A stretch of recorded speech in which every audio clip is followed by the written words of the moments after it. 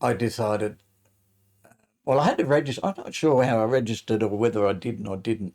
But I got a little card back to saying at the point your number has not been drawn or whatever it said. I've still got the card at home. We'll have to get that one day.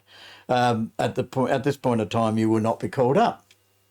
You're not wanted for national service. So the government sent you this card? Little card to say, oh, and Dad read it and he said, oh, good, you're not going to the army. And I said, oh, I don't know what I'm going to do, Dad.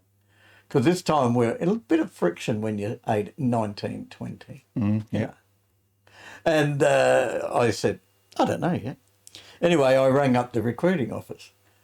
And I did that from a call box because I didn't want to use the phone at home. And they said, oh, come in. Come into Peary Street and we'll have a talk. So I went into Peary Street on a Saturday morning. And he said, the recruiting mate or whatever he was, so you want to volunteer? I said, yeah, I think I'll do that. And he said, all right, no worries.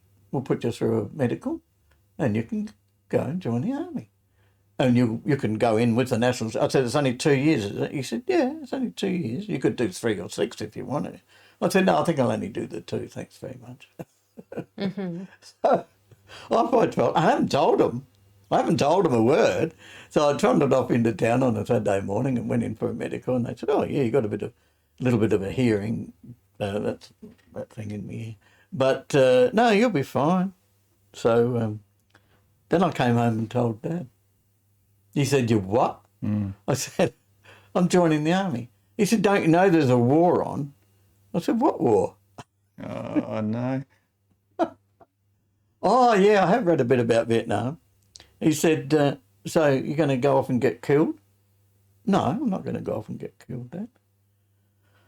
He did not like it. I loved my dad, but he was a fair, strong drinker and he smoked heavy. And So you're saying that you went off and volunteered, yeah. and you didn't know that there was war? Oh, I sort of. Okay. I sort of. Okay. But, and I wasn't quite, I wasn't 21, that's right. I was still 20. Yeah. And at this time he's saying, you can't join up because you're not 21 yet. You can't, you got to do as I say before you turn 21. I said, I'll be 21 in March. So, I'm going to go. There was a lot of opposition, a lot of, arguments. Yeah. Because Mum wouldn't say much at all, but Dad was pretty vocal. And I loved him to death, but gee, I want to do what I want to do, Dad. I want to see a bit of Australia. He said, you'll see more than that. Anyway, that year, his brother had come over from New South Wales and he wanted a hand. This was before I joined the army. This was back in the middle of the year in 66. So he was in the army in Darwin and he got injured in Darwin. Anyway, he wanted someone to come with him to get one of his eldest son had broken down in Kalgoorlie and he wanted to bring him back. So he said, will you come with me to Kalgoorlie? And I said, yeah, I'll come with you. So we drove to Kalgoorlie at Easter time. So we left on the Friday and we were back on the Monday. We went all the way to Kalgoorlie, picked up Ray and come back. So that gave me a chance to talk to Arthur. And I found out a bit more about the army. And he said, well, if you're going to do it, he lived in Blacktown, New South Wales. So anyway, I talked to Dad and I said, I've talked to Arthur, and Arthur said it's not that bad. Anyway, so I ended up going to Puckapunyal in 1967. Where's Puckapunyal? Puckapunyal's in Victoria. Okay. Everyone knows where Puckapunyal is. We do now. We do now. Yeah. It's, I don't know, north of Melbourne somewhere, but everyone went there to a huge camp which is called 2RTB, 2nd Recruit Training Battalion. So there's hundreds of these young men and we all got in a plane at Adelaide Airport and flew to Mangalore. Mangalore was like a parafield. Had you been in an aeroplane before? No, that was my first trip in a plane. A pocket friendship all the way to Mangalore. Were you excited to get in a plane? Oh, yeah. Or were you a bit And then you get in the back of a truck with all these other guys and they say, oh, when did you volunteer? I didn't volunteer. When did you? I didn't volunteer. Oh, I better keep my mouth shut. Anyway, as I got into our little bit of Puckapunyal, I got to know one of the people was happens to be Matthew Nix's father, Dennis Nix. We're very good mates at this point in time, and everyone knows who Matthew Nix is. And I still talk to Dennis today. And another guy I went to high school with, which I sort of didn't, I'd lost him for a bit and then he came back into my life through the veterans. But so we got fully trained up and came home for Easter and had our break at Easter and then back to Puckapunyal. And then from there, I got infantry, that's right. You put in your name for catering, tankies, whatever you want, and you don't get them. You get infantry, because that's where they're going to put me. Mm. So I'm thinking, this is not looking too good because I'm going to infantry. Anyway, at the march out parade, I'm saying, I've got a sore groin, Dad, because he came over, the mum and dad came over. And he said, well, what's the matter? I says, I don't know, I got a lump in my groin. And he says, I think you've got a hernia. Because he looked at it.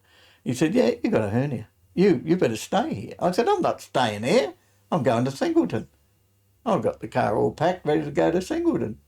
And he said, you better tell him about that. So I did. When I got up to Singleton, which is way above Sydney, it's like it's 200 k's north of Sydney, somewhere there.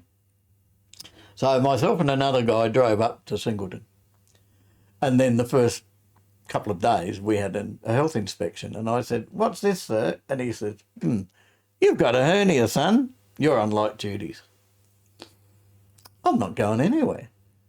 So all the other guys went off and started their infantry training. They all went to 3 Battalion. I've been pulled out of it. And another guy broke his arm, someone else broke their leg, so we're 3 of us, 3 musketeers. And we couldn't do a thing. So I'm sitting in the orderly room every day, and the sergeant in the orderly room, he said, how long you got to wait for the operation? I said, about 2 weeks. He said, right. He says, I need you to do some jobs for me. He said, you can go and get me a slab of beer, go and get my dry cleaning. In my car? He said, no. He said, see that Land Rover out there? Do you reckon you can drive that? I said, well, sure I can. Because my mate had a Land Rover, see. Oh. So he said, right, show me how you drive it. So I jumped in with him and he drove around the parade ground. He said, right. He said, this will be like gold to you. Don't lose it. And I got this little wallet that says, I can drive a Land Rover. Mm. Mm. So,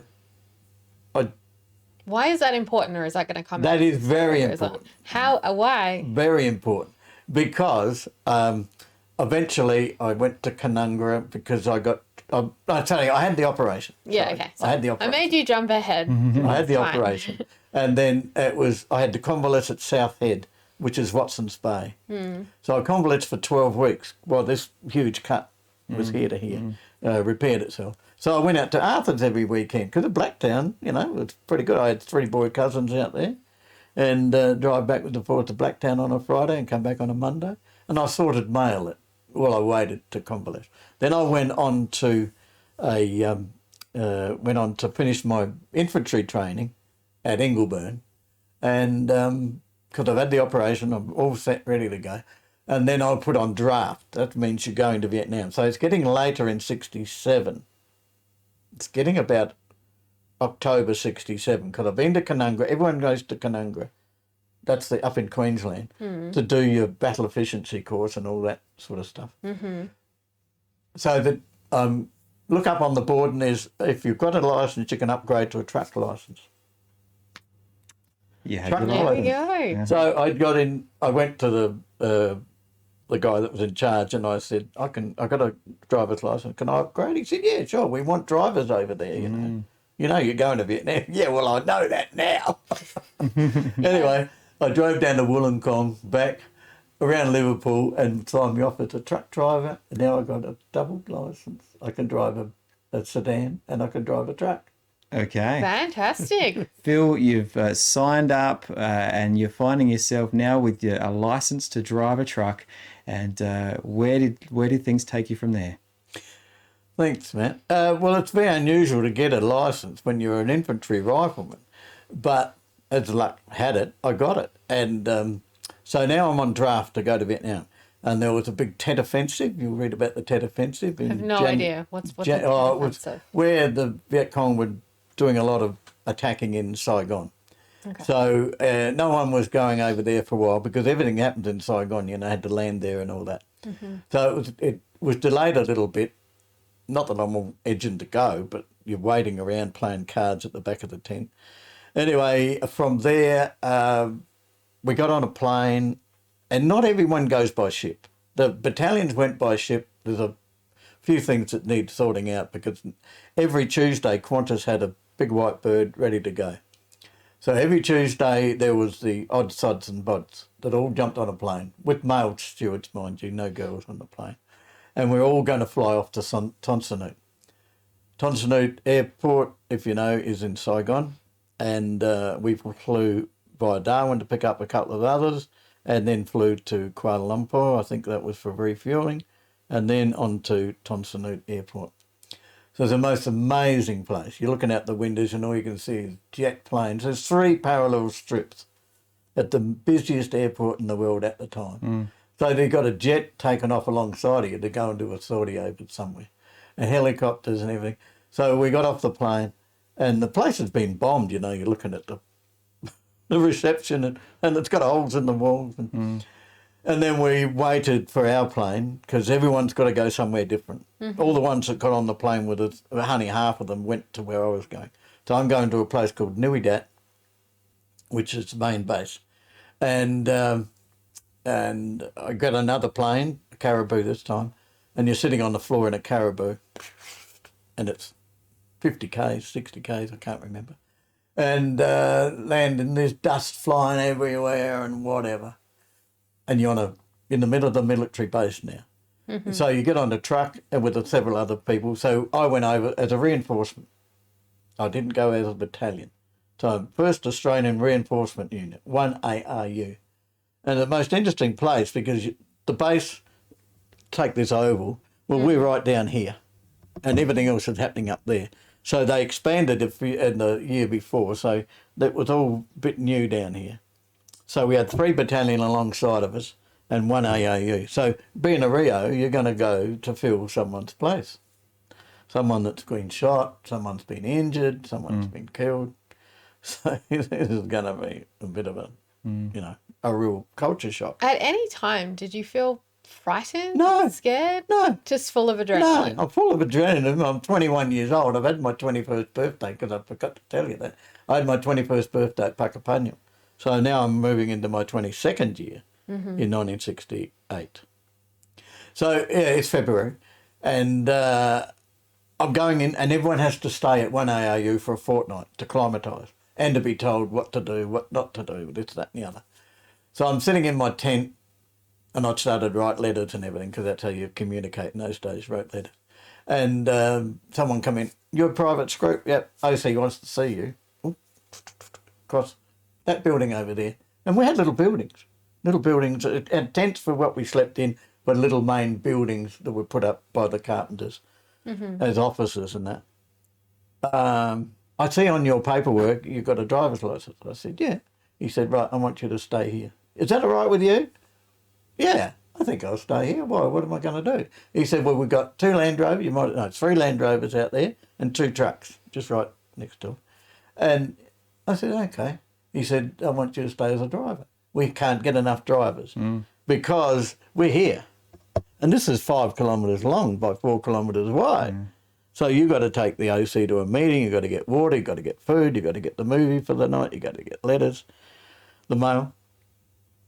So I walked across, and lo and behold, there's a friend of mine who, we've been in the army. So he was at Canungra with me, and I said, "Oh, good day."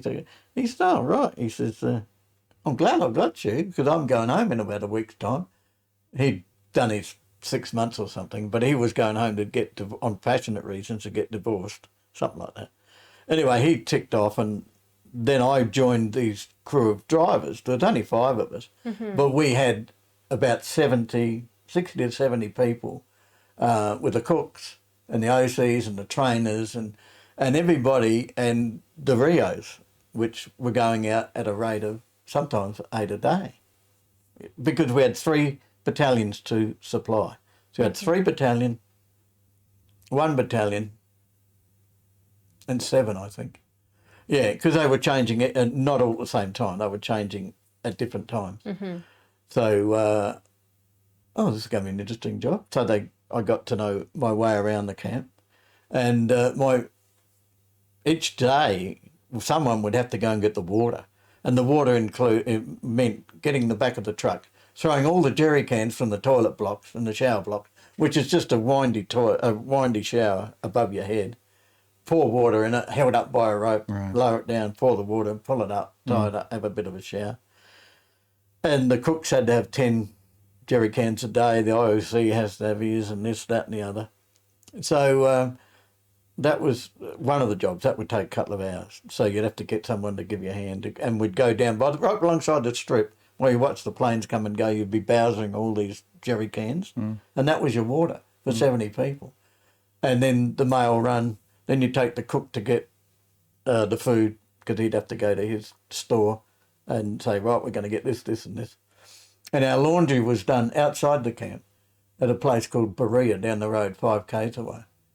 And it would be your job or my job to go to Berea, but you'd have to have someone with you. So you'd have the Q store staff. He'd say, right, I'm coming with you. And you got 2 SLRs, a self-loading rifle, sitting alongside you, driving on the wrong side of the road with no door, no seatbelt, and just a steering wheel to hang on to, and he had the bar in front to hang on to because we didn't have seatbelts. Right, yeah. Because this all would have hindered you getting out the vehicle in a hurry. Yes. And the open back, you throw all the laundry in there and take it to a particular contract. You knew where you had to go. You're told where to go. And then after you did the laundry run, you'd have a few guys wanting you to get boxes of cigarettes. So you go to the marketplace as well, buy the cigarettes. Then you get some ice for the bar. Ice was great. You'd have a block of ice and in there was a bit of straw and a bit of weed and everything was hanging out of these blocks of ice because you didn't eat this stuff. Right. This is purely for the grog. Yeah. Typical. And so you'd have all the laundry and that would get wet from the blocks of ice and you'd bring them back and the ice was sliding everywhere. But you had your other man alongside of you. You couldn't send him at the back. No. So you're trying to wedge everything and pandemonium. Yeah. But we did lots of jobs like that. Wow. We had guys at an outpost called Apsuine and Dat Do and places you'd never heard of before in your life. And we had to supply them as well because they were out there in an outpost watching. But when the rice crop came on, the Viet Cong would come along to the head of and if you didn't give him his rice, he'd shoot you. So there was an outpost all around the place and we were responsible. It was called the MATS, the Military Aid and I don't know, I can't remember what MATS meant, but we had to go out there and we'd take two Land Rovers and machine guns and flak jackets those days with helmets on. But going to Berea, you're just in your normal greens. And I don't know how I didn't get shot because we'd be driving through the village, and then Vung Tau was 25 k's away. And there was often, we had to take someone down to Vung Tau. I had to take a guy down there. And we had a couple of UD, unauthorised discharge, where one guy got shot. And I took him to his court case. I had his lieutenant here, who was his representative. I had his mate in the back and me. We drove all the way to Vung Tau. And they all got out. And I said to the lieutenant, who am I going back with? I've got no escort now. He said, didn't you organise that, soldier? No. And I said, I didn't know I had to, sir. He said, well, you better get going. So they all got out. 3 of them got out. The prisoner, this guy and that guy. And I drove back all that 25 k's by myself. Wow. With one rifle, and I was thinking, this might be the end of you, 3B. Yeah. So anyway, then I did go out on 2 operations. If you ever got a minute to read The Minefield of Vietnam, in 1966, this colonel, he wanted to put in a minefield. So it was causing a lot of troubles because it was fenced off, it was 1 kilometre wide, and we could see it as this big. And so we went out there for a week's operation, and we're the backup for the tankies, because you can't go out and try and remove a minefield without infantry people watching, because you're their backup. So they went in with a tank and they tried to knock out these mines. That was called the Monster, and it dragged an RS dray front and back, and they're going to sweep all this area. Mind you, I can only see this and this. And they're going to do that as an experiment to see that they could knock it out because they wanted to get rid of it. Because the girls were going in at night time, climbing over the fence, and then going along with a twig to find the mines. This was a barrier. They were trying to stop the Viet Cong from moving to a place called the Long High Mountains. So they'd come in along the beach, come in at the village of Dat Do, and then they'd move across country. So then they'd hit the minefield. But the girls used to go in and move. We'll pause it there. It does sound like a problem. And we have left everybody on a cliffhanger with a story that you were sharing with us. The girls go through with a twig to find Mines. Yeah. How did they Well, result? they were bamboo shafts that they'd prod around and find a mine and then lift it out. These things blow you apart. Yeah, I was about to say. And take them and put them on a track. So you'd find in the histories that 60 guys got killed through those mines. Yeah. And and they were trying to get rid of them. So what we could see was this and this. It was 12 kilometres long, and it took years to get rid of it. Big fence each side. But anyway, that was part of the sad part. There was lots of other things happening. Look up the minefields of Vietnam. Look up the Battle of Coral Balmoral, because that's something the Vietnam Veterans Federation run, which we ran last week in our hall at Marion. Please look them up and get to know that about the 26 men that we lost in a fortnight. Wow. And that's a very moving ceremony. We do we've inherited that one as something that we will always do at the Vietnam Veterans at Norfolk Road, Marion. But anyway, coming back, I came back from Vietnam. Yes. How did you come back different? Oh, I'd gone from a boy to a man, I think. Yeah.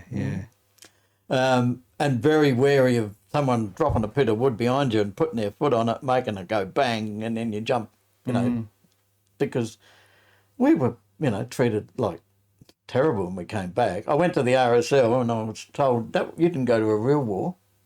What do you mean I didn't go to a real war? So I put the beer on the counter and walked out. I got challenged twice. And I really took it to heart, and the people that have challenged me are probably dead by now. And I had someone tell me that I never really went to Vietnam. I said, hang on, did I get these out of a wheat bix packet and put my medals in front of him? I haven't seen that guy for a couple of years, and he's still around. But he'll get his just desserts one day. Anyway, I came back, and then Mum said to me, oh, we've got to go to see you back, son. Yeah, well, I'm sorry to be back, Mum. I told you I'd come back alive. Yeah, I came back all right, not a problem. I didn't get PTSD. I got a bit of skin cancer, and, because we drove around with no shirts on. Anyway, Mum said, we got a cabaret tonight because it's December 68. So we got a cabaret on tonight for Christmas. You going to come? There'll be some girls there. So I said, yeah, I'll come. So I went along to the Ranella Hotel, which is still there today, the Crown Inn, and I met my wife. Well, I'm sure she didn't come your wife straight away. Okay, so what did you do? Look across the room at each other? Yes, we danced together, and she was with her sister and her girlfriend, and it was love at first sight. Well, because I had a brand new car, because I bought a little Mazda car. So it was love at first sight for you in the car? I took the three of them home, and I said, I'm going to take one of you out. You better make up your mind, because I'll be back on Monday night. Thanks for watching this short clip of Life Bursts. Make sure that you hit the subscribe, like, and follow button. And for more, head to rawcut.com.au.